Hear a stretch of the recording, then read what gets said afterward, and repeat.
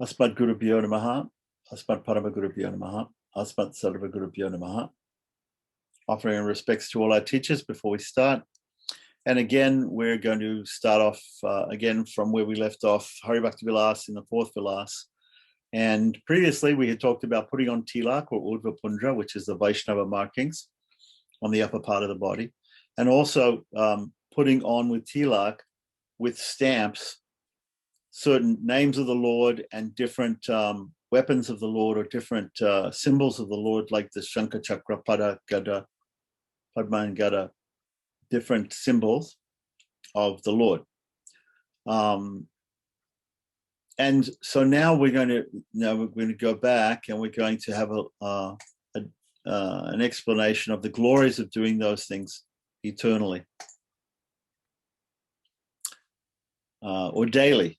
Yeah, so nityata. Nitya means eternal, but it also means daily.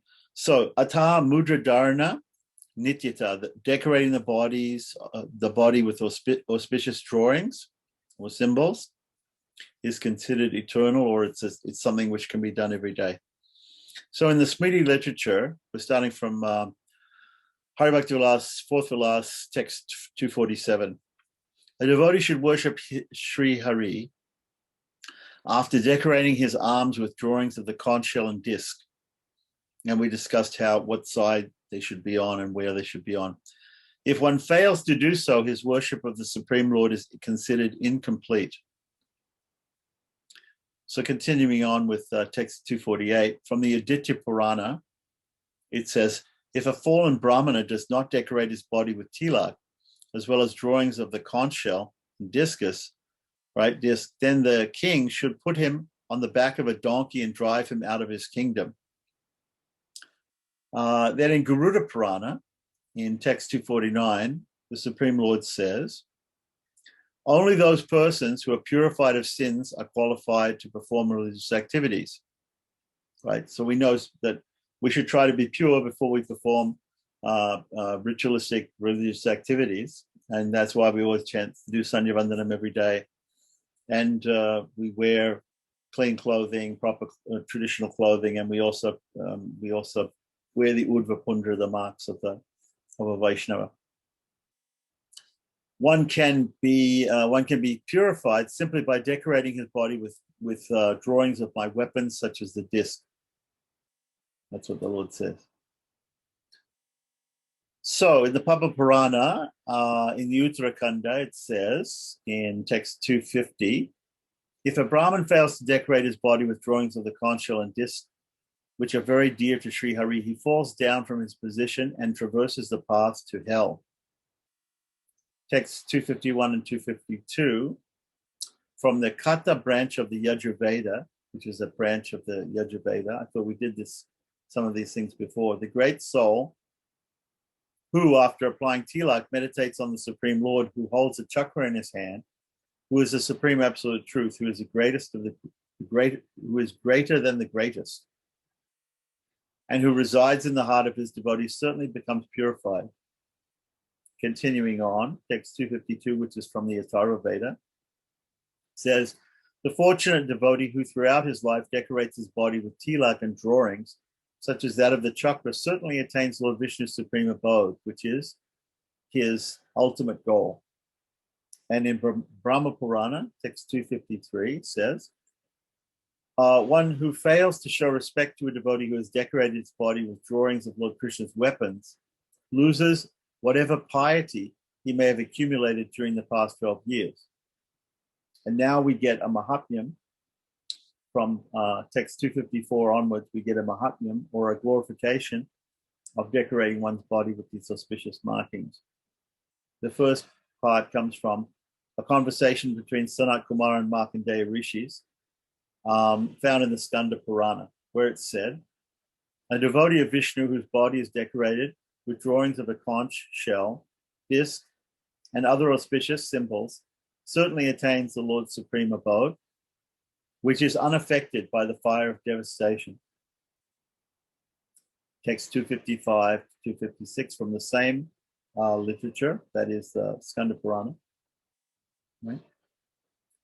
It also says, a person whose body is decorated with drawings of Lord Vishnu's weapons does not have to fear the wrath of Yamaraj, even if he had committed millions of sinful activities. The result one obtains by distributing many millions of cows of charity in the holy place, Shankordwara, is awarded to a devotee who draws the symbols of the conch shell on his left arm.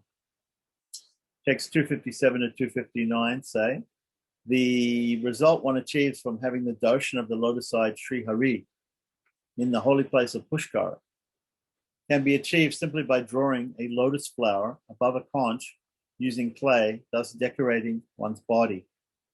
In this age of Kali, Lord Gadadhar awards the devotee who decorates his left arm with the drawings of a club the same piety that one receives by visiting the holy place Gaya. The result one obtains by having the darshan of Krishna near Chakraswami in a holy place Anandapura can be achieved simply by drawing a disc below the club on one's body.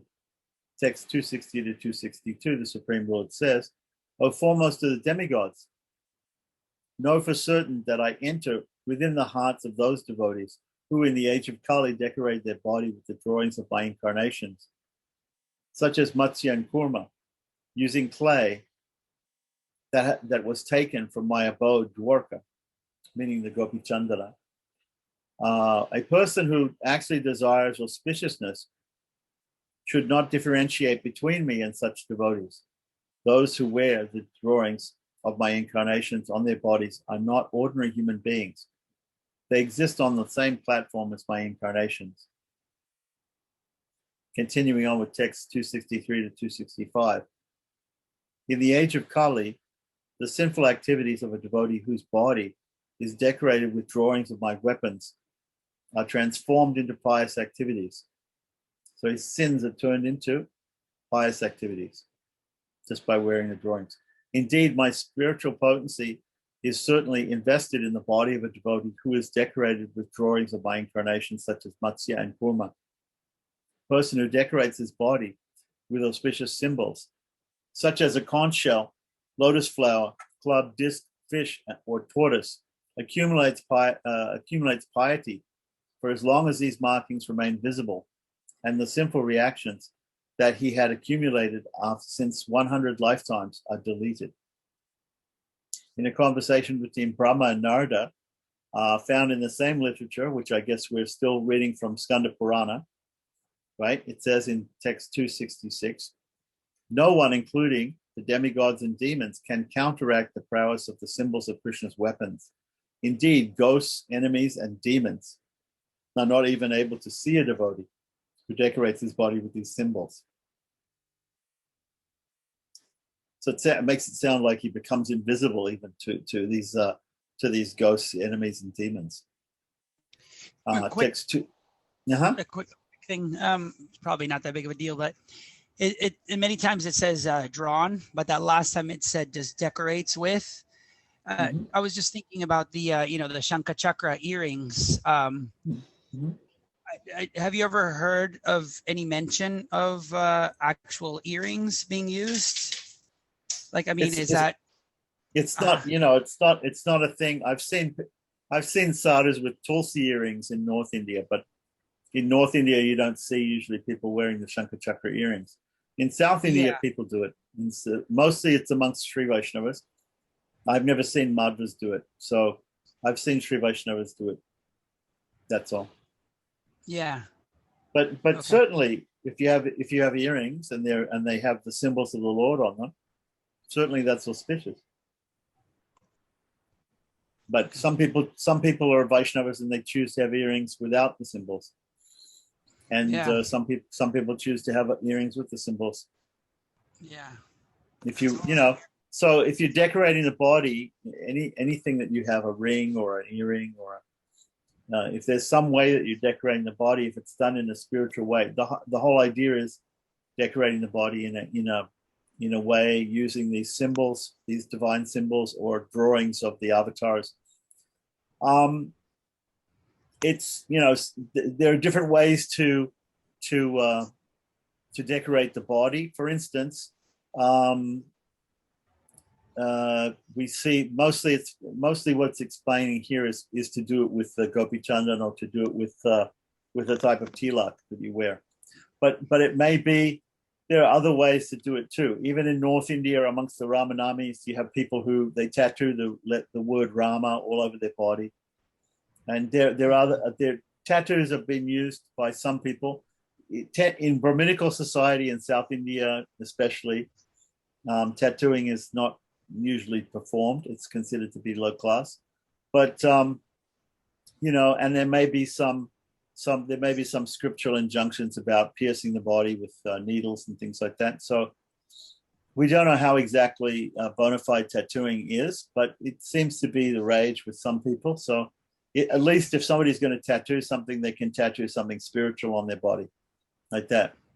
Now, where you tattoo something, that's another thing. So, for instance, it's been described here that you should show these symbols on the upper part of the body, not on the lower part of the body. Below the waist is considered offensive to. Even you go sometimes and you see these dhotis. They make these dhotis now with the borders, and on the borders of the dhoti they put the Shankha Chakra, and they put the Tiraman, they put the Vaishnava Tilak on the border of the dhoti. But if you wear that, you're wearing it down by your feet, so it's not considered to be good. So you can buy those, and you can perhaps get a chadar with those, and you can wear the chadar. I've seen people wearing the chadar around their waist or over their shoulders that has those symbols on it, but they don't usually wear it below the waist. But for instance, if you have a deity, they have deities of Jaya Vijay, the Dwarpalakas of Lord Vishnu, the security guards of Lord Vishnu, and sometimes they'll put dhotis with those markings on the bottom borders for deities, but not normally to be worn by people in general, actual people. So I also saw one time, I saw here in Hawaii, actually, I saw a lady who, a Western woman, and she got a tattoo of Lakshmi sitting on a lotus flower, the goddess Lakshmi in full color on her lower back. And, it's sort of borderline, okay? Personally, I felt it was a little bit low, that she was wearing it a little bit low, but they're up. If you go to places like Thailand, although it's mainly a Buddhist country, but they do also practice they revere the Hindu gods and things like that. You'll see that some of the monks practice, and some people also practice having they have back tattoos of Ganesh and different deities, even Vishnu.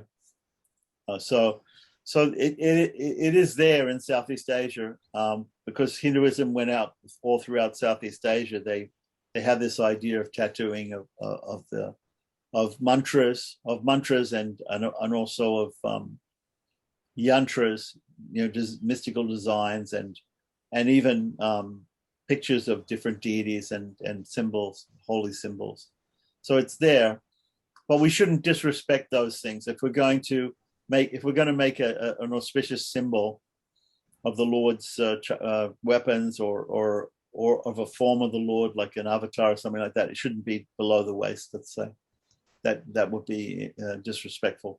Apart from that, there's all sorts of people who get into bodily art, whether it's permanent or done every day. Yeah, my brother, he doesn't, doesn't really practice much, but he's a good guy still. And he has beautiful Shankha Chakra tattooed on his shoulders. I've never gotten a tattoo. I'm not into it, but. Okay. And like I said, amongst the Madhvas do the branding, and the Sri Vaishnavas also do the branding. So sometimes that shows up for a long time, for many years. You can still see the brands on people's bodies if they're done in a proper way. Sometimes they're done too hot, and ends up to be some type of scarring. And sometimes it's done very lightly and it goes away after a while. So, it just depends on that. So anyway, this last verse was saying how people who do that, they become invisible to their enemies, basically, and the enemies, demons and other people can't even see them. So was continuing on here, Brahma and Narada saying, no one, including the demigods and demons, can counteract the prowess of the symbols of Krishna's weapons. Indeed, ghosts, enemies, and demons are not even able to see a devotee who decorates his body with these symbols. So continuing on with text 267, Lakshmi, Saraswati, Durga, Savitri, and Radhika. Right? So here, I think we discussed this. I'm pretty sure that we actually did this part before, but anyway, we'll do it again. The Harivalabha here in the Sanskrit is translated by the translator as Radhika. So Harivalabha can simply mean Lakshmi, type of Lakshmi. But here, since Lakshmi was already used, Lakshmi, Saraswati, Durga, Savitri, so he's translated Harivalabha as Radha. Okay, Radhika. Who are very dear to Sri Hari, constantly reside within the body of a person who decorates himself with the drawings of the conch shell. Shankha Ankita. Okay. And then text 268 to 271. Holy places such as the Ganges or Ganga, Gaya, Kurukshetra, Prayaga, and Pushkara constantly remain present within the body of a devotee who habitually decorates himself with drawings of lotus flowers. Know for certain that the confluence of the Ganga, Yamuna, and Saraswati, 3 holy rivers, are present within the devotee's left arm that is decorated with the drawing of a club. If the devotee's left arm is decorated with a club and a disc below the club, it is to be understood that Sri Krishna and the entire 3 worlds are present there within the body of a devotee who decorates himself with drawings of the Sudarshana Chakra, the 3 sacrificial fires. I do remember explaining about this, the 3 sacrificial fires, the 3 controlling deities and of the 3 modes of material nature, and the 3 steps of Lord Vishnu are always present. So continuing on with text 272 to 274, the devotee whose arms are decorated with the Narayani Mudra. The Narayani Mudra is a stamp that has the mantra, the Astakshara mantra, the Om Namo Narayana mantra on it, the 8-syllable mantra, and it goes normally in the place next to where you put the symbols of the conch and the lotus and the club and the discus. And drawings of Krishna's weapons is qualified to be elevated to the higher planets. Know for certain that such devotees are as good as Indra. Any religious activity, such as worshipping the demigods or the forefathers, ancestors, as well as all kinds of eternal and occupational, eternal meaning daily and occasional duties, if performed after decorating one's body with the Sri Krishna mudra, or a stamp that says Sri Krishna on it, or awards inexhaustible benefit. Inauspicious positions of planets and stars and planets can cause no harm to a devotee whose arm is decorated with the mudra, a mudra represented by the container, by a container made of metal. I think what he means here is that it's a metal stamp that is engraved with the 8-syllable Narayana mantra, again meaning Om Namo Narayana. In the Varaha Purana, Sri Sanat Kumara says in text 275 to 277, what is the use of visiting Prayag for a devotee who's decorated his body with the symbolic drawings of Lord Krishna's weapons made with Gopi Chandana? A rhetorical question, because obviously this is part of a Mahatmyam, so we're glorifying decorating the body with the symbolic drawings of the weapons.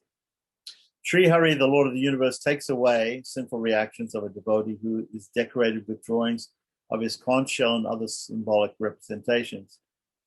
One whose body is decorated with drawings of conch shell, discus, and club, and lotus flower day and night is considered as non-different from Lord Achyuta. Text 278 to 279. In this age of Kali, the results of the pious activities that one performs after decorating his body with the drawings of Lord Narayana's weapons are as great as Mount Sumeru, which is the biggest mountain in Puranic cosmology in the universe.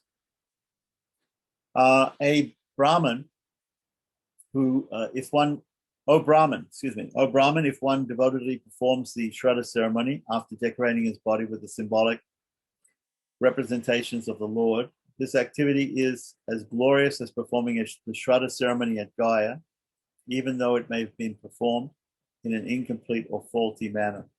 Text 280.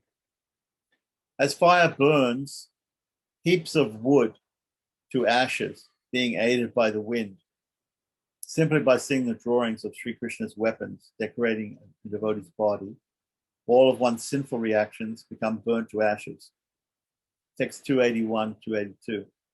In the conversation between Brahma and Narada found in the Brahma Purana, it's stated, "O Narada, know for certain that in the age of Kali, if a devotee of the Supreme Lord wears an amulet made of gold or silver that is imprinted with the lotus feet of Sri Hari, the 8-syllable mantra, or symbolic representations of the conch shell and other weapons of the Lord, he is to be considered on the level of Prahlad, who is a great Mahajan and devotee of the Lord. Of this there is no doubt." Text 283 to 284 says, "O Narada, the Supreme Lord, Keshava, as well as the forefathers, accept the food offered to them at the house of a Brahmin whose body is decorated with the drawings of the conch shell. Even if a devotee whose body is marked by the symbolic representations of Krishna's weapons dies in a crematorium, he attains the result of dying at Prayag." Okay. Text 285 to 286. In the age of Kali, demigods headed by Indra reside in the body of a person who always decorates himself with drawings of Sri Krishna's weapons. If a person engages in the worship of Sri Hari while being decorated in this manner, the Lord certainly forgives thousands of his offenses. Text 287 to 288. A devotee who decorates his body with drawings of Krishna's weapons using a wooden stamp is certainly an exalted Vaishnava. Even if he converses with atheistic people, fallen souls, and those who do not follow Vedic rules and regulations, he does not incur any sinful reactions. So we can see from this that just speaking to a person who's an atheist or a fallen person, or somebody who doesn't follow the Vedic rules and regulations, that's considered sinful. Continuing on to text 289 to 291, anyone, whether he be a demon or a demigod, who wears a metal amulet which is imprinted with a lotus and the 8-syllable mantra must be considered as worshipable. In Satyuga, Prahlad, and thereafter Vibhishana, Bali, Dhruva, Shukadev, other great personalities wore this Narayani mudra, has the 8-syllable mantra on it. By worshipping Lord Keshava after decorating their bodies with the drawing of the conch shell, meaning that they stamped this on this name, this mantra, Om Namo Narayana, on their body. By worshipping Lord Keshava after decorating their bodies with the drawings of the conch shell and other weapons of Lord Krishna, exalted devotees such as Mandata, Ambarisha, and Markanda attained their ultimate goal of life. Text 292. Sri Hari resides within the body of a devotee who decorates his body with drawings of the Lord's conch shell, lotus, disc, and club, made by applying Gopi Chandana. Text 293 to 294. In this regard, Sri Sanat Kumara has said, a Brahmin whose body is decorated with the Narayani mudra and the drawings of a conch shell and other symbolic representations of the Lord, as well as with amalaki fruit, tulsi beads, and the 12-syllable mantra, is respected by me as my equal. Text 295 to 296. Sinful reactions cannot enter the body of a person who decorates his entire body with drawings of the conch shell and other symbolic representations of the Lord's weapons. as well as with the Narayani Mudra. The drawings of the Lord's weapons are as good as any Vaishnava kavacha or shield for giving protection. In the age of Kali, Brahmanas who decorate their bodies with these auspicious markings become qualified to curse or bless others. So even if you want to become qualified to curse somebody, he's saying that you should wear these symbols of Vishnu. So now we have Mudradharana Vidhi, the process of decorating one's body with auspicious markings. Text 297 to 299. One should draw a chakra on his right hand, a conch on both hands, conch shell on both hands, and a club on the left hand with a discus below it, above the drawing of a conch, one should draw a lotus flower. One should draw a trident or trisul, right, on his chest, and draw a bow and arrow on his head.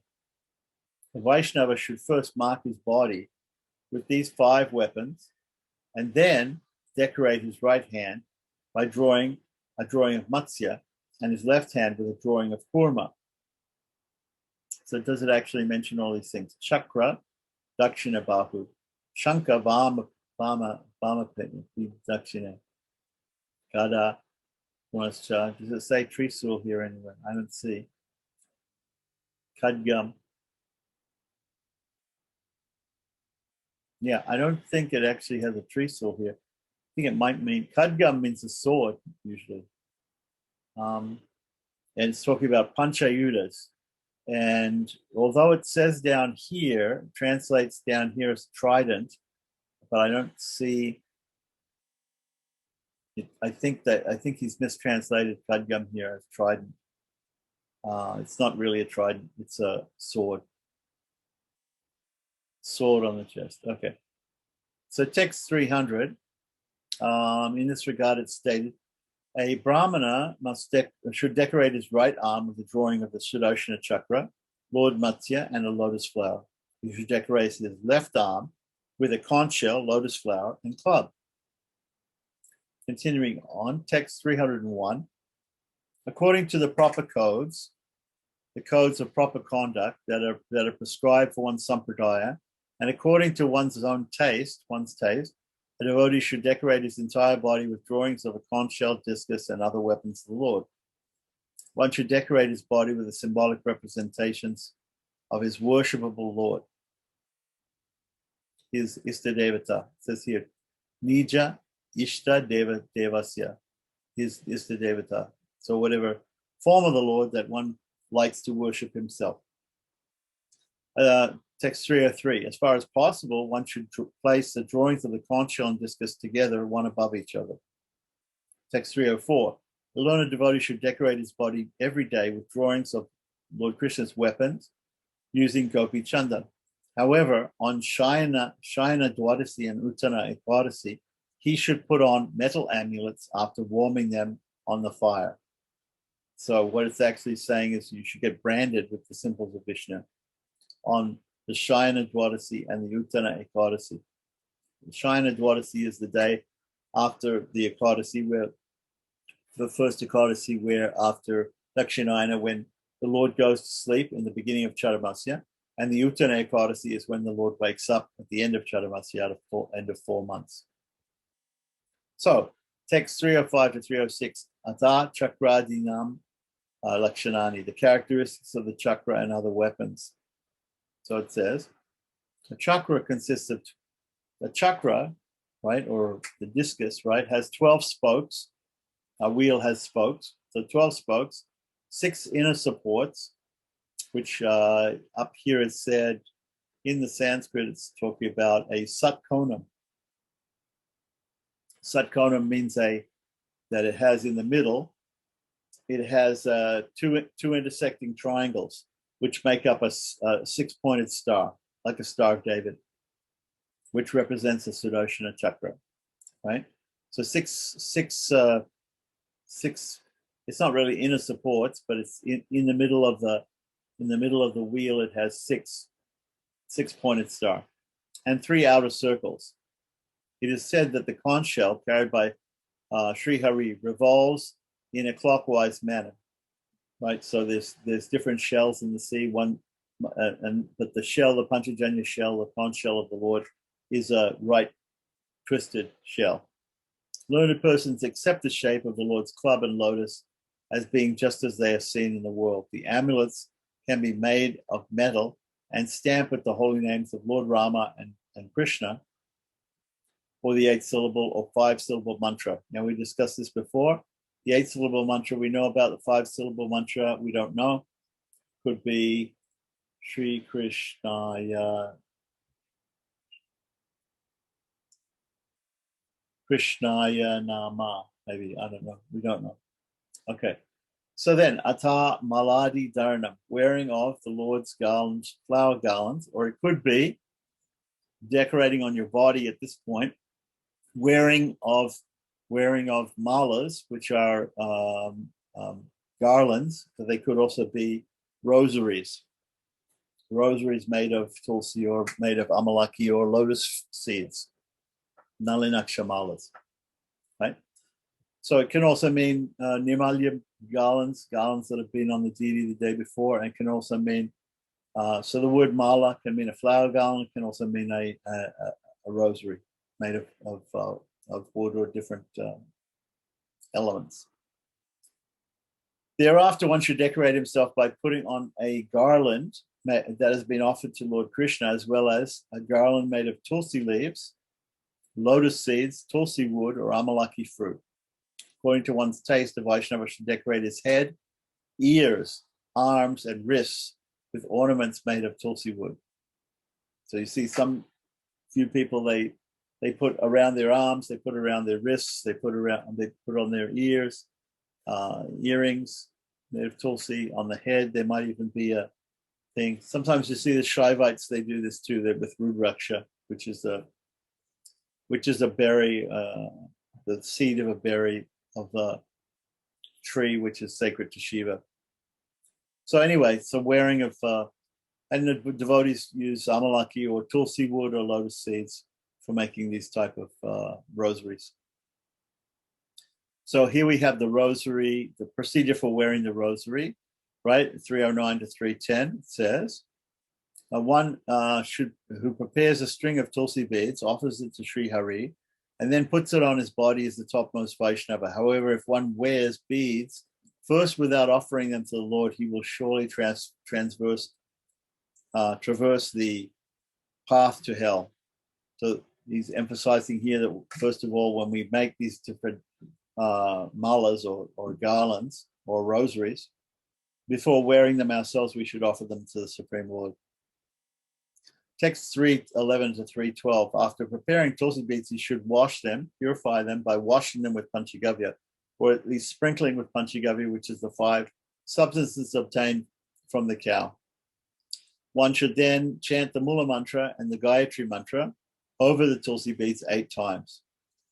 After doing this, one should worship the beads while chanting the following mantra and offering incense. And the mantra is, "O you who are dear to Sri Krishna, O tulsi beads, I will put you on my neck. Please enable me to become dear to Sri Hari." So the mantra would be Tulsi Kasta Sambhute, Tulasi Kasta Sambhute, Male Krishna Janapriye, Vibarmi Twamaham Kante, Kuru Mam Krishna Vallabham. Nice. Continuing on with text 213. O you who are dear to Sri Hari, as you are dear to Sri Krishna, and as all the devotees of Krishna respect you, in the same way, kindly follow me to become an eternal favorite. Kindly allow me to become an eternal favorite of the Lord. Text 314 continues on, says that the verbal root la, says here la dhatu. La dhatu means the verbal root la, is used to indicate charity. O you who are dear to Sri Krishna, because you have given me the opportunity to associate with Krishna's devotee, you are addressed as mala, or a strand of beads. Okay, nice. So this is giving an explanation of the letter La that comes in the word mala, mala meaning a rosary or a garland. Text 315 says, according to the codes of proper etiquette, a Vaishnava should first pray to the Tulsi beads and then offer them to Sri Krishna before putting them around his own neck. By doing so, one becomes qualified to enter the kingdom of Sri Vishnu. Text 316 talks about the eternality or doing it every day, the glories of doing of putting on the Tulsi beads every day, or decorating the body with Tulsi beads.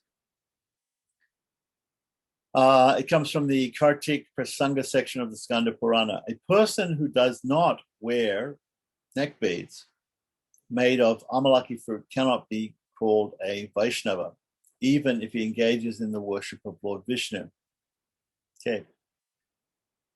And from Garuda Purana, text 317, people who do not wear neck beads and who are sinful and fond of dry arguments are burnt by the fire of Sri Hari's anger and thus go to reside in hell. Text 318. Therefore, in the Skanda Purana, it's also stated, one should not fail to wear Tulsi beads and especially amalaki beads. This practice destroys all sinful reactions and awards one success in religiosity, economic development, and sense gratification.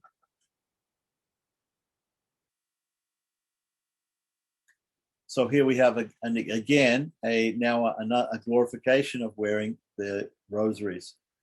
The glories of wearing a Tulsi garland or a Tulsi rosary. From the Augusta Samhita, it says, by engaging in the worship of the Supreme Lord and performing other ritualistic activities after putting on a garland of Tulsi or a rosary of Tulsi that has been offered to the Lord, one achieves unlimited benefit. And text 320 from the Narada Purana says, and this is a very famous verse which also comes, I believe, in Vishnu Purana, Ye kantalagna tulasi nalinakshamala, ye vala lata palate lasad udva pundraha, ye bahu mula parichinhita sankachakras te Vaishnava bhuvanam asupavitrayanti. Vaishnavas who wear tulsi mala or a garland of lotus seeds, right, nalinakshamala, that are offered to the deity, whose foreheads are decorated with tilak and whose arms are decorated with the drawings of the conch disc and other auspicious symbols, can purify the entire world. Text 321 says, I aspire to become a servant of that person whose arms are decorated with drawings of Sri Hari's weapons, whose speech is dedicated to the glorification of the Supreme Lord and Sri Hari's holy names, qualities and pastimes, whose forehead is decorated with beautiful tilak, who wears a garland of lotus seeds. Text 322. In Vishnu Dharmottara, the Supreme Lord says, there's no doubt that a person who wears Tulsi neck beads, whether he's pious or sinful, will eventually attain my shelter.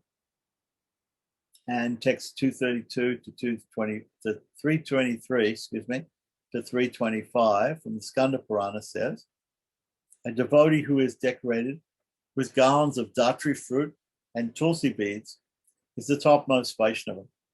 One who knows the remnants of Lord Vishnu's Tulsi leaves becomes one who honors the remnants of Lord Vishnu's Tulsi leaves becomes worshipable by the demigods. And so what can be said of those who serve Lord Vishnu 24 hours a day?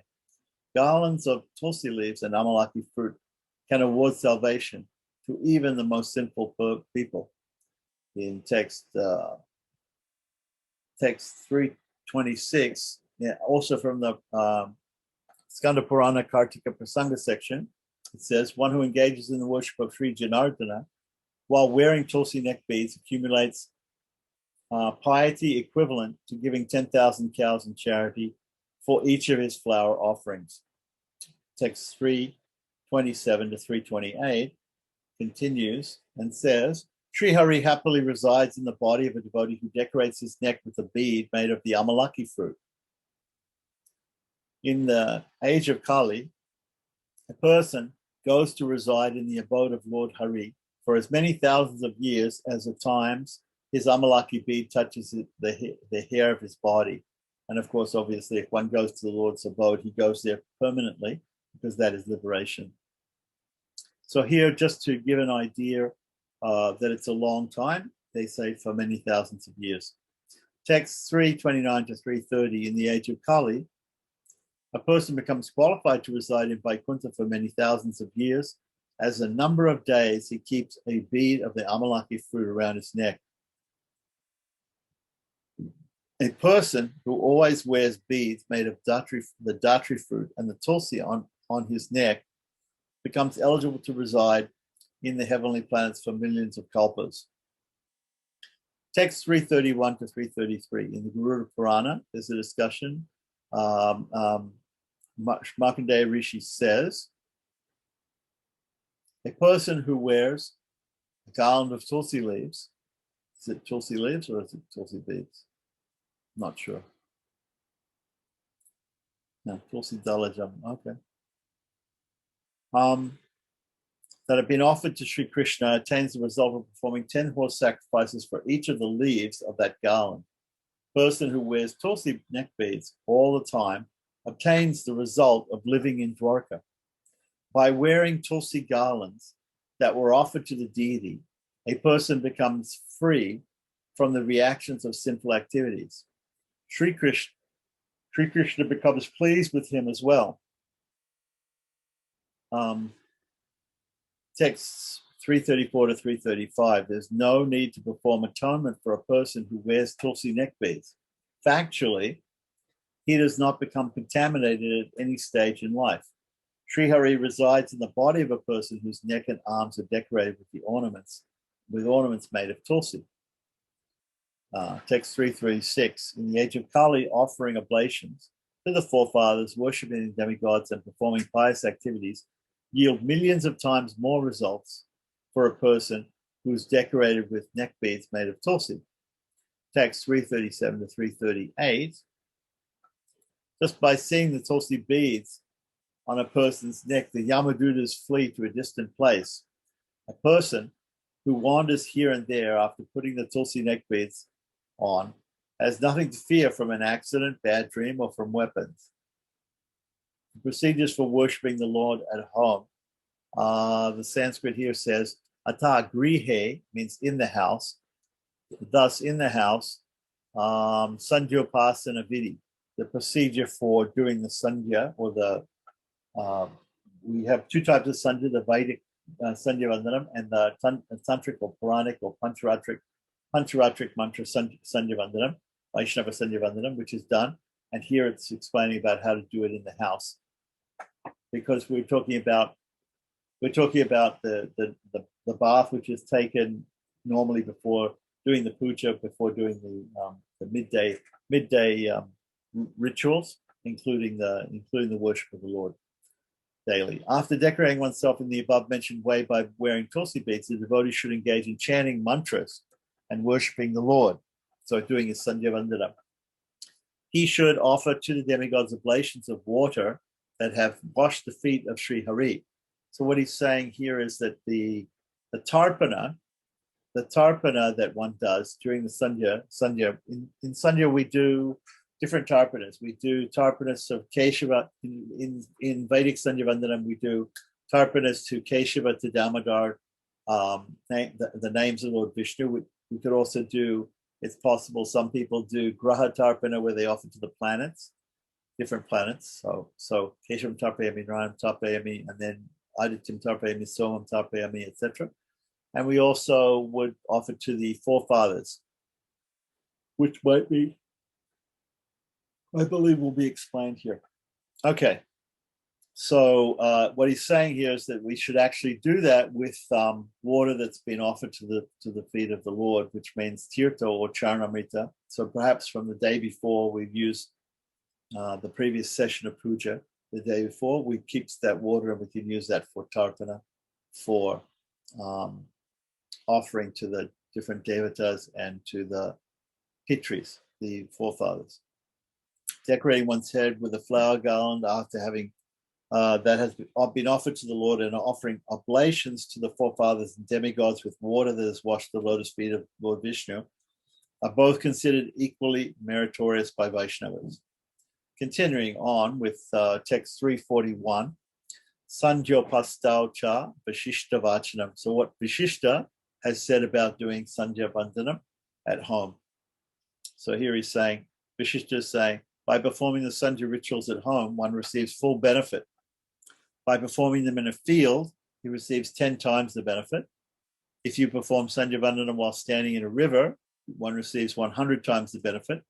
And while standing in front of Sri Hari, either in the house, in the puja room, or in the temple, one receives unlimited benefit. So now we're going to start a section on the worship of the spiritual master. Ata Shri Guru Puja. So the first, after getting ready, after taking a bath and putting on tilak, putting on fresh clothing, and putting on these different rosaries and garlands of sacred, decorating the body with symbols of Vishnu and sacred rosaries of different tulsi wood and nalan, lotus seeds, nakshamala. Then we're ready to begin the puja, the daily puja. It begins with the worship of the spiritual master. Before commencing the worship of Sri Krishna, a devotee should greet his spiritual master, offer him obeisances, and then worship him with faith and devotion. So at least we have to offer our, what we say, Guru Parampara Anusandanam. We have to think about the whole Guru Parampara, and we have to think about our gurus, and we have to offer our respects to our gurus. There are different ways to offer respects to the gurus. We can simply say Asmat Gurubhyo Namaha, or we can say the Pranam mantra of the particular guru that we're offering our respects to. So that is also called a Tani in South India. So it's explaining it's not proper for one to go to see the king, the spiritual master, or a doctor with an empty hand. Similarly, it's not proper for one to see his children, disciples, or servants with gifts in his hands. Okay, so the idea is that when we have a respected personality like the king, like the spiritual master, or like a doctor, when we go to them, we should go sparing some gifts. And when we see people who are below us in status, in social status, like servants, disciples, or children in our family, then we should not have those gifts in the hands like that. So it's from a Shmriti. Shmriti Maharnava, which means the great ocean of Shmritis. There are 28 Shmriti Shastras, and different people have given different rules of etiquette for the society. So they're all contained within this Shmriti Maharnava, which is a great ocean of Shmritis. Text 344 says, the Supreme Lord has personally said, first one should worship the spiritual master, and then one should worship me. Only in this way can one attain perfection. If one violates this rule, he will not gain anything tangible by even his most strenuous efforts. So it's a very good doctrine here. It's a good point that we have to get the permission from our gurus, and we have to offer our respects to our gurus, and only then we can feel that we are working as a tool in the hands of our gurus to serve the Lord. So, text 345, Narada, the sage Narada Rishi has said, a person who worships someone else in front of his spiritual master will face great difficulty in his life, and his worship will yield no tangible result. So now we have a Guru Mahatmyam or a Guru Puja Mahatmyam, where we have the glories of the spiritual master, glories of worshiping the spiritual master first. Only those, this is from Svetashvatara Upanishad, which is a very famous Upanishad. It's within the first 13 Upanishads, 12 or 13 Upanishads, which are the most, considered the most important Upanishads and old Upanishads. So it's from Svetashvatara Upanishad 623. Only those souls, those great souls, who have implicit faith in both the Lord and the spiritual master, are all the imports of Vedic knowledge automatically revealed. Text 347 in the Srimad Bhagavatam in the 11th canto, 17th chapter, 27th verse, it says, Acharya Mam, acharyamam vigyaniyan navam anyeta karhichit namat namatya vyuda yuat yasuyat sarvadeva mayo guruhu.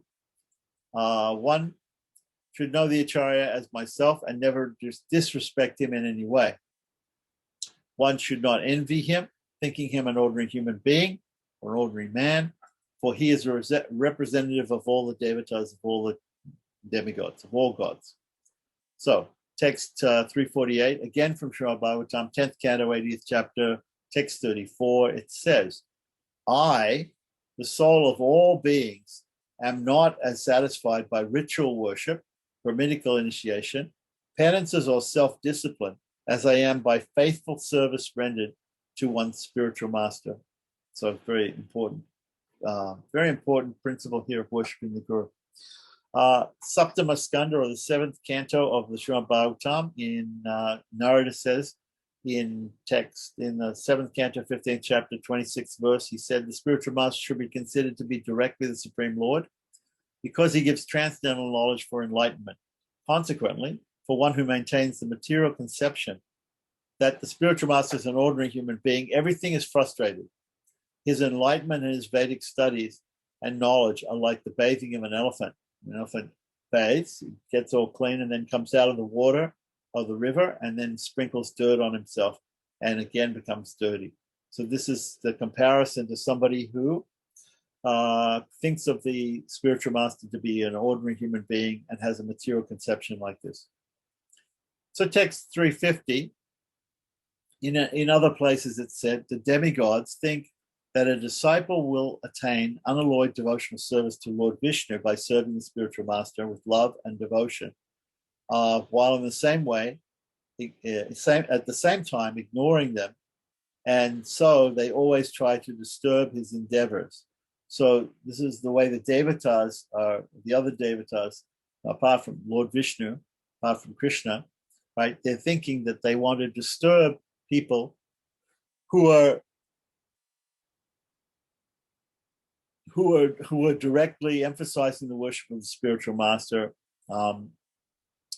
They think that they know, the devatas know that if you have unalloyed devotional service, if you want unalloyed devotional service to Lord Vishnu or to Krishna, that if you simply worship the spiritual master with love and devotion, you will easily attain them. And therefore they are constantly, the demigods are trying to constantly interrupt people from this, to try to stop them from getting this benediction. In Manusmriti, it said in text 351 to 352, an ignorant person is called a child. A person who initiates one into the chanting of a mantra is considered to be a father, right? So when somebody doesn't have knowledge, he's considered to be a child, right? And when the guru comes and gives the knowledge of the mantra and gives the knowledge of the meaning of the mantra and explains so many things in spiritual life to the disciple, he's considered to be like a father, because the father is the one who instructs, is one of the ones who instructs. The mother also instructs the child. So just like that, the spiritual master is considered to be a father. Learned persons say that someone devoid of knowledge is as good as a child, and someone who enlightens others by imparting mantras to them is like a father. The spiritual master is Brahma, the spiritual master is Vishnu, the spiritual master is Shiva, right? So he embodies all of these great devatas, right? These are the three guna avatars of Lord Vishnu, right? Brahma, Vishnu, and Maheshwara, Shiva. And the spiritual master is a representative of the Supreme Lord. One should faithfully worship the spiritual master with genuine devotion. Text 353, Lord Brahma says in the Vamana Kalpa, mantras are non-different from the spiritual master, and the spiritual master is non-different from Sri Hari.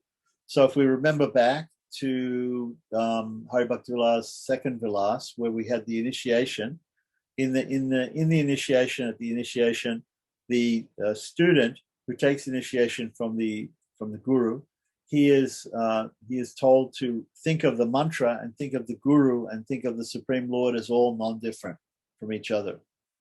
So this is confirmed here. Mantras are non-different from the spiritual master, and the spiritual master is non-different from Sri Hari. So they're always glorified in this way. The Supreme Lord, Sri Hari, becomes pleased with a disciple who satisfies the spiritual master. One should neither sit on the same level as the spiritual master nor higher than him. Text 354 in the Vishnu Rahasya, it's stated, therefore, by always worshipping the spiritual master with love and devotion, according to the prescribed rules and regulations, considering him to be non-different from the Supreme Lord, a devotee obtains the fruit of liberation. Text 355 to 356 in the Vishnu Dharma, which is Vishnu Dharmottara, and also in Sri Bhagavatam, Haris Chandra, according to Sri Haris Chandra,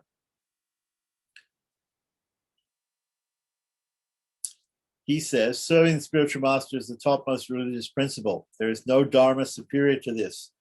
By being fixed in devotional service unto the spiritual master, a disciple is able to conquer his enemies in the form of lust, anger, and greed. Continuing on, text 357 in the Padma Purana is described, O foremost of Vaishyas, those who constantly worship the spiritual master, considering him to be superior than even the father, right?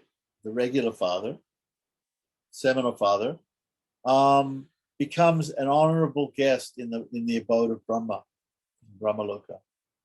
So, text 358 in the prayers of Devahuti, the statement is found: if I have the same love and devotion for my spiritual master as I have for the Supreme Lord, Hari, then on the strength of that piety, may the Lord kindly award me his darshan.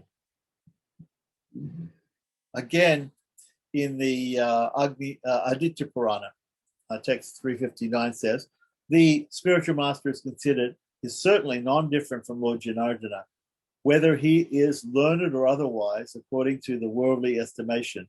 The spiritual master is the only goal of life for the sincere disciple, provided he is properly situated and not misguided.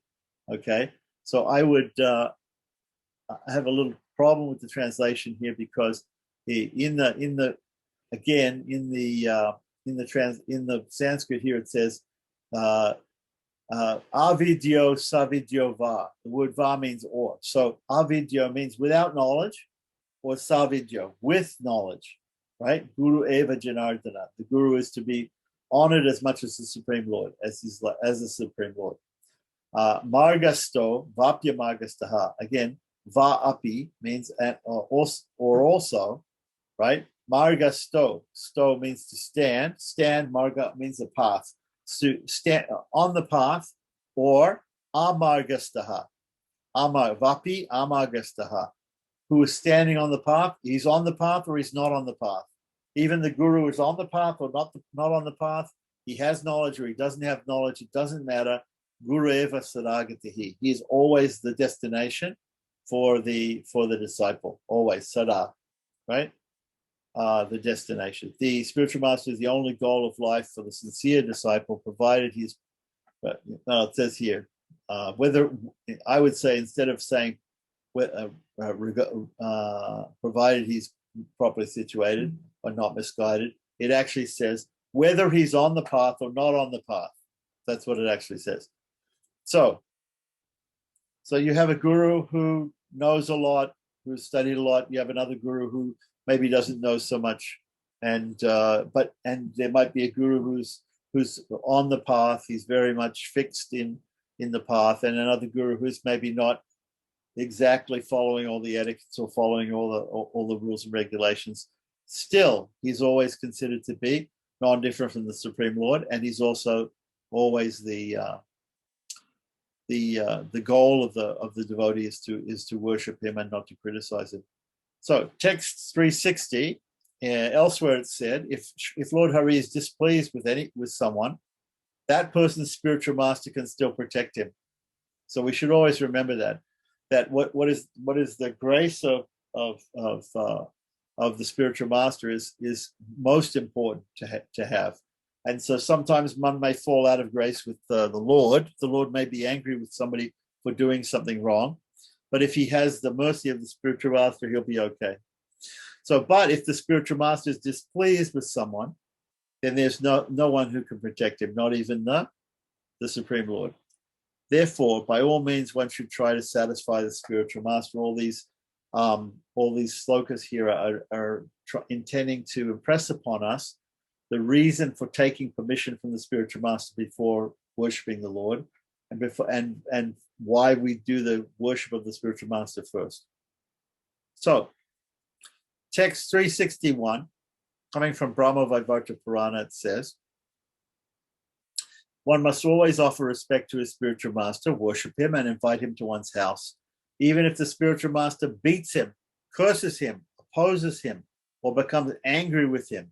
The word guravaha here is plural, which means that there can be many spiritual masters as described in the Kurma Purana as follows. So here we have in the sloka, we have the word guravaha. Guru, guravaha is the way that you decline the word guru, teacher in Sanskrit. So it's used many times in the plural to indicate plural. So of course, we've heard this, that one can have only one initiating spiritual master for any particular one mantra. Of course, if you get another mantra, you can get it from another spiritual master. But for one mantra, one should have one Vaishnava spiritual master.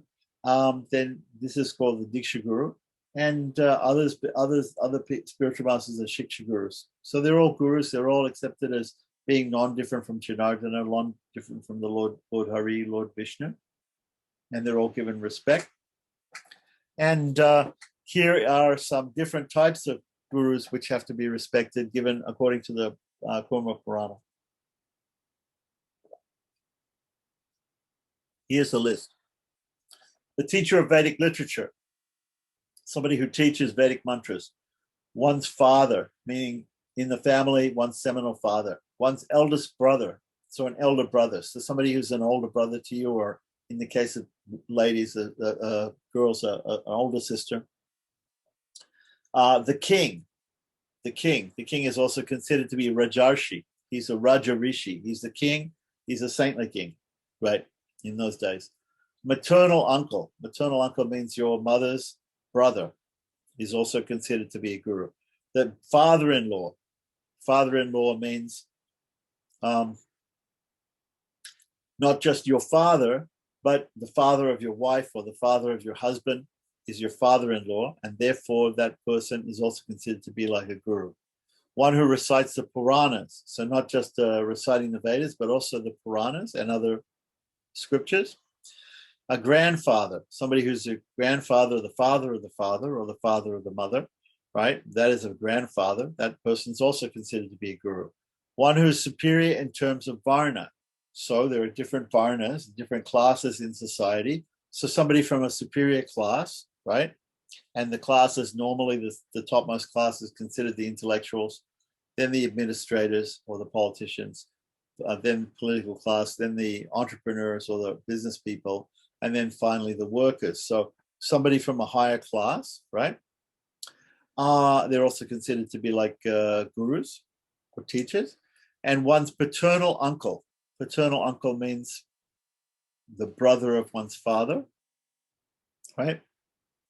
Are all fit to be referred to as elderly, respectable spiritual masters. All of these people. So continuing on with text 362, it says that birth is glorious. That birth is glorious. That day is praiseworthy, and that moment is sanctified when one worships his spiritual master with great respect. Good. So it makes everything auspicious if we start with the worship of the Guru.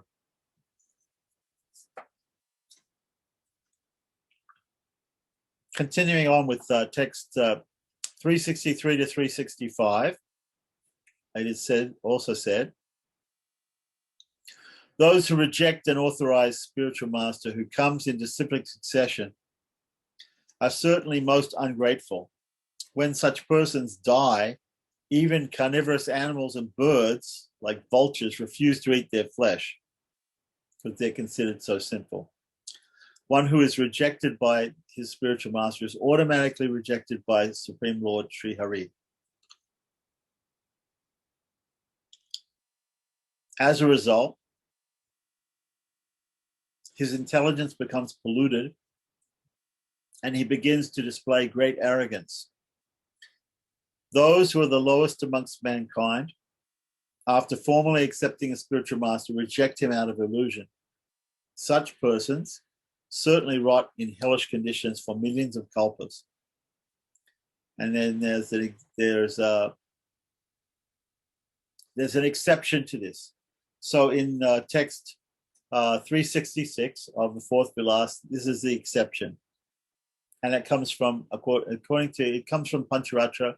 They say Narada Pancharatra, but I think probably some other Pancharatra. And the statement is like this.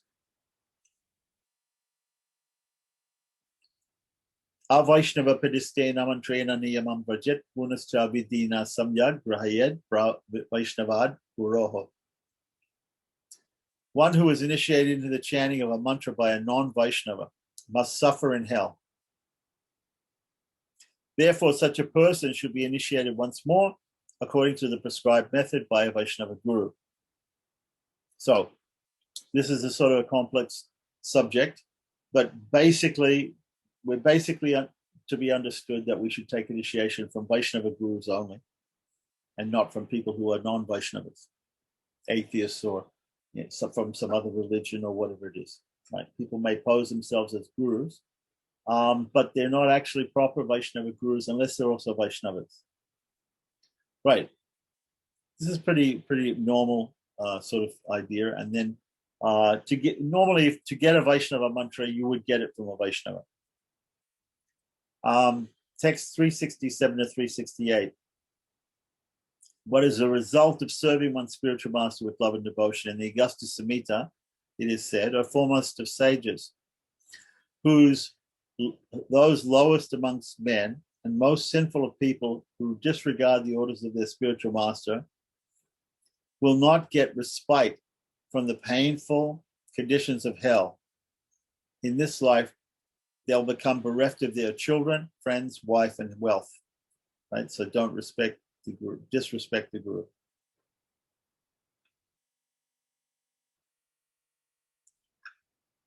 Continuing on with text 369, it says, those who out of ignorance consider the spiritual master to be an ordinary human being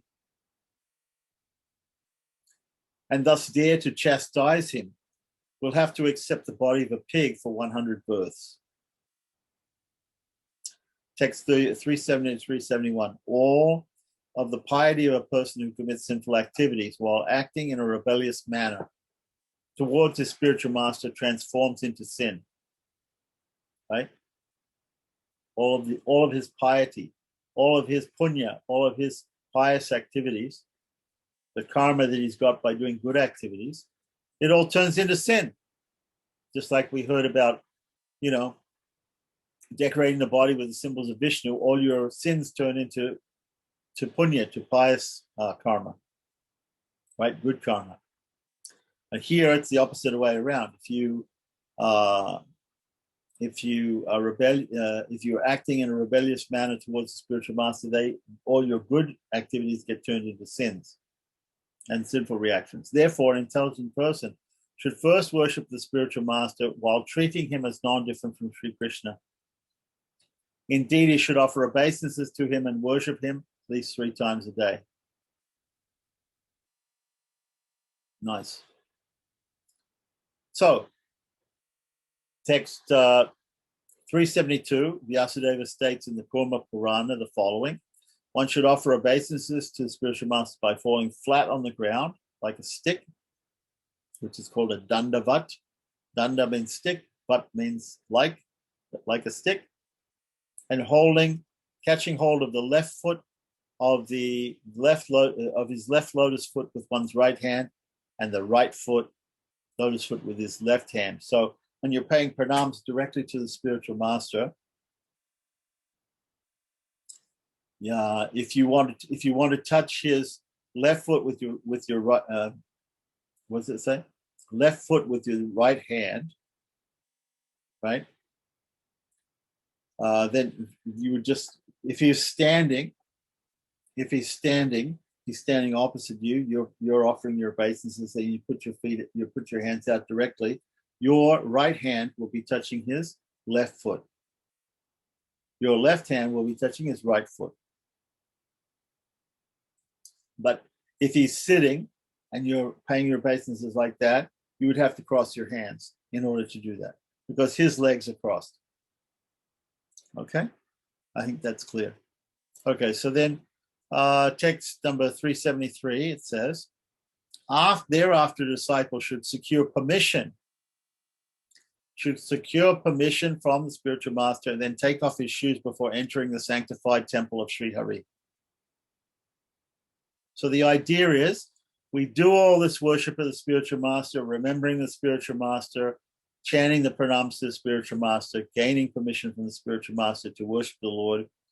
This is all done before we enter the temple or before we enter the puja room, even in the house. Thereafter, or it could be done just at the same time as entering the temple.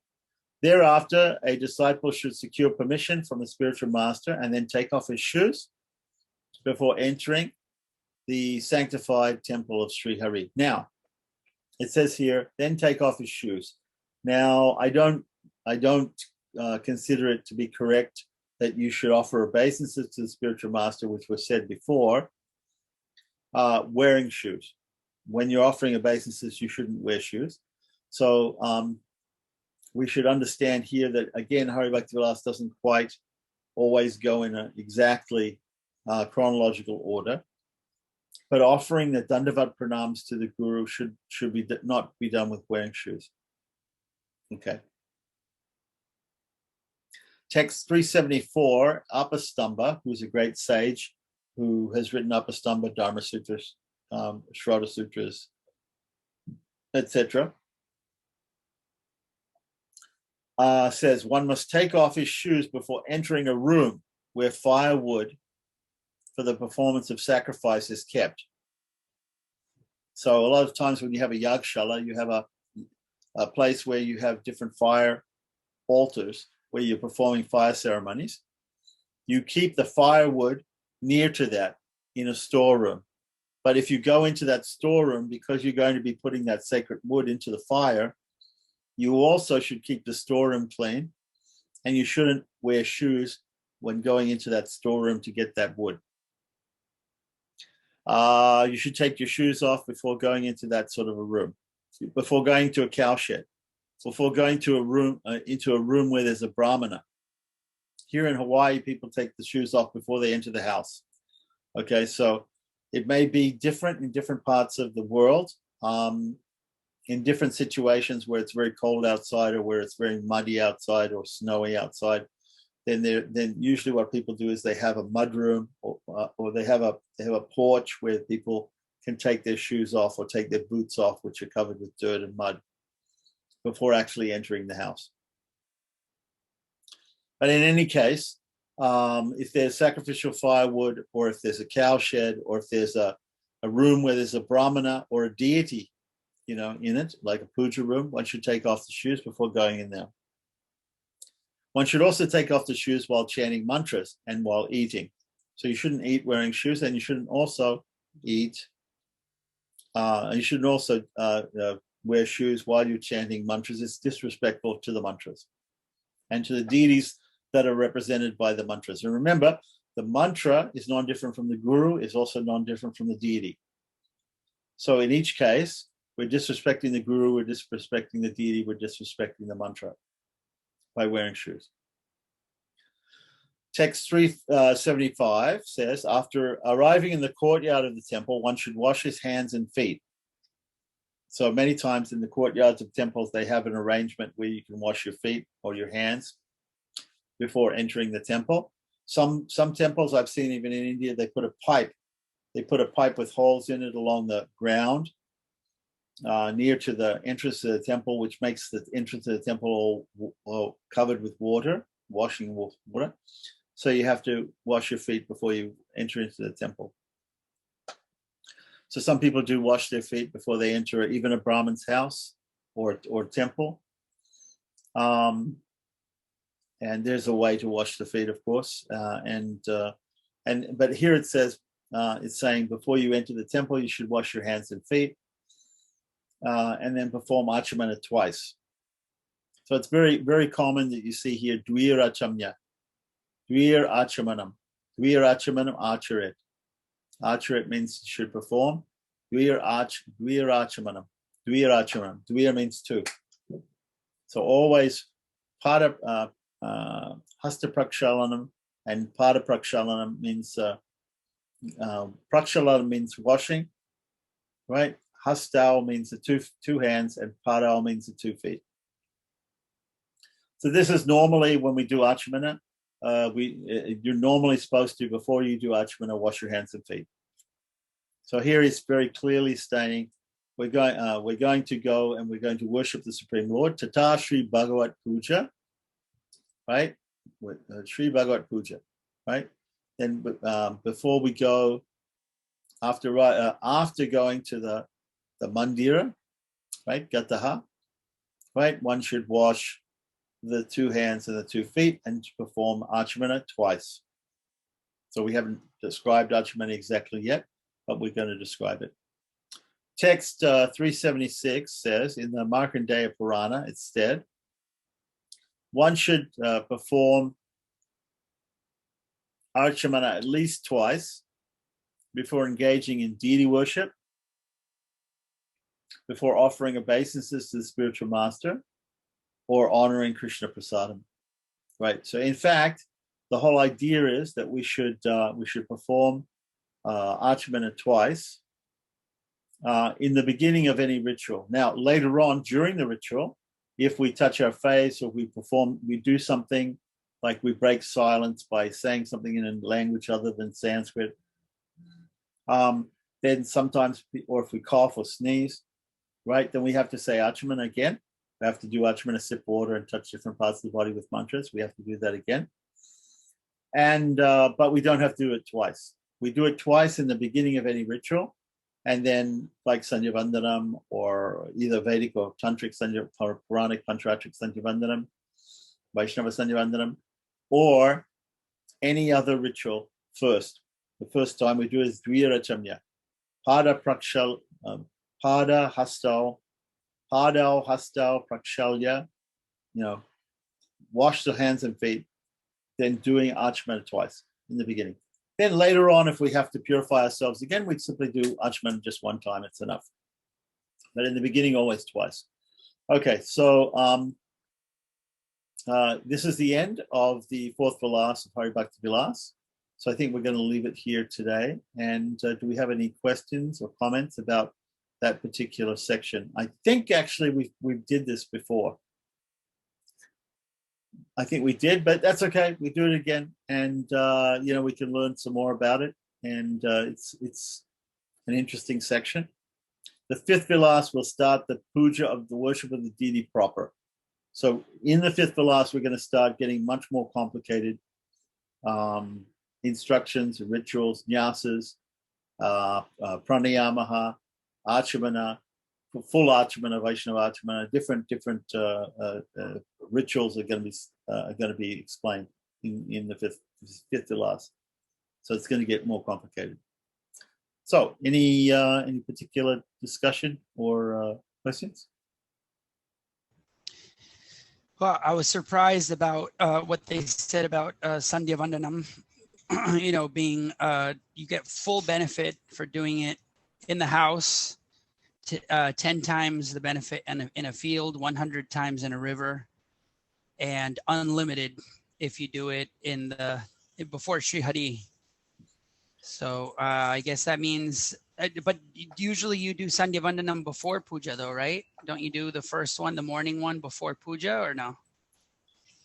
Traditionally, you're going to do the first 2 before puja. The first 2 before puja? Yeah, you're going to get up, you're going to take bath, you're going to do morning Sandhya Vandana, right? And then you probably have to go and do a homa. You have to, if you're a Shrauti, if you're following Shrauta karmas, you're going to do your Agnihotra, If you're doing following smarta homas, you're going to do your upasana. I'm talking about if you're a grihasta. If you're a brahmachari, you're doing samhita danam, right? You're doing that homa. Then after that, maybe you take bath. You're going to maybe take bath again before noon, and you're going to do your noon sandhya, and then you're going to do your. But it'll be before noon, and then you're going to do your ija, your worship after that sandhya. It all gets done normally before about 10:30 in the morning in South India. Both of these things. See, if you don't have to do, you maybe you're not taking a second bath. You're certainly not if you're a brahmachari. If you're a grihasta, your second bath might be some other time. But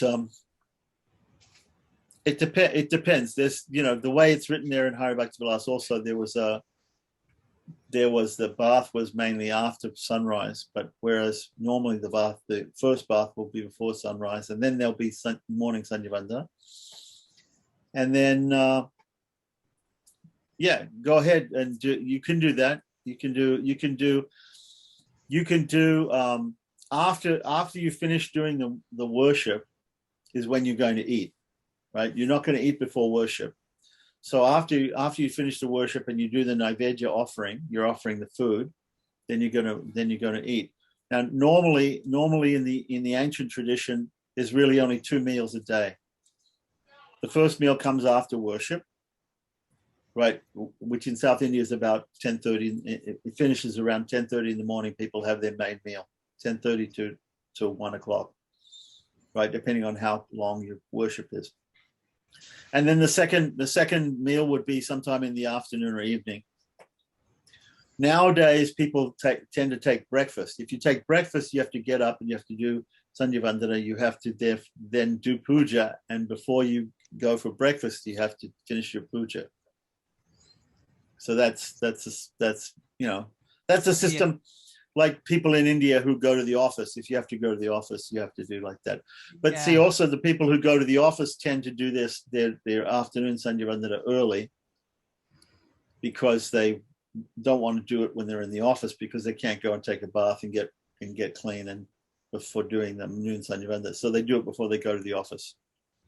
And the pramana, the proof for that coming in the scriptures is that on Ekadasi and Dwadasi, on Dwadasi, before you want to break the fast, sometimes you have to break the fast very early in the morning, right? Which means you have to make the offering before you break the fast, right? Which means you have to do the puja before you offer the food, which means you have to do sandhyavandana before that, which means you have to do it at bath also before that. So everything is done earlier on a day when you when you have to break a fast. So because everything can be done early on that day, so then people who go to the office now, what they say is oh well, because everything can be done early on a day when we're fasting and we're breaking the fast, right? Therefore we can do it every day. Why not? That's the pramana. So it just depends on the person's schedule and everything like that. But normally the idea is that we don't eat before we do puja, and we don't do puja before we do sandhyavandana. We have to do sandhyavandana as a prerequisite for doing puja. So the point would be, at least you have to do morning sandhyavandana before you do puja. Okay. You don't just get up. You spent 6 to 8 hours, whatever it is, sleeping. So you became dirty in your body and you became dirty in your mind, right? In the sandhyavandana, what is it? What are the mantras that we say in sandhyavandana when we do prasanam? What do we say? We say Suryascha manyuscha manyupadayascha manyupitebhyaha papebhyo. Papebhyo means the sin. Papebhyo rakshantam yad ratri apapa makarisham ratri. The sins that I committed last night. the sin that you committed in the night. You have to sip that water to free yourself from the sins that you committed in the night. Before you do that, you can't do any ritual in the morning. At noon, you have to say the sin that I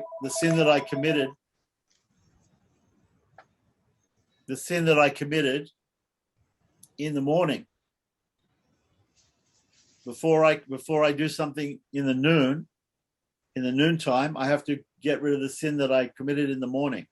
In the evening, you have to say the sin that I committed during the day. I have to get rid of before I do my evening, something in the evening, some ritual in the evening. So whatever it is, whatever is the time just before the Sandhya, the time after the previous Sandhya and before the next Sandhya, you're committing some sin. And at the next Sandhya you say, let me be freed from the sin that just occurred. I just in between the last Sandhya and now, I've sinned. I've got to get rid of that sin. And then I become pure and I can perform some ritual. So we should try to do the rituals right after we do Sandhya. We should do Sandhya and then do the rituals, because Sandhya's freeing us from Sandhya's giving us the qualification to do the ritual. Especially if it's a Vedic ritual. There's that statement. It's there in Hari Bhakti Vilasa, and it's there. Everybody knows the statement. Sandhya, without performing Sandhya, one has no right to do any ritual, any Vedic ritual. It means, but any ritual, right? And we can extend it. We can say that if you have no right to a Vedic ritual, if you don't do Vedic Sandhya Vandana, you don't have any right to a Vaishnava ritual if you don't do Vaishnava Sandhya Vandana. You should also do the Vaishnava Sandhya Vandana, which we also described. That should be done. Yeah. So at least the first one, at least Pata Sandhya Vandanam, Vedic and Tantric and Vaishnava, and then you can do your puja. After puja, you can have breakfast or lunch or whatever time of the day it is. Or break a fast, whatever. Yeah. Okay, so I think we have the procedure down, and the procedure might change a little bit, but the order of the procedure is always the same. Mm-hmm. Sandhya, then puja, Sandhya, then ritual, then eat. Or it's always like that. Makes sense. Okay.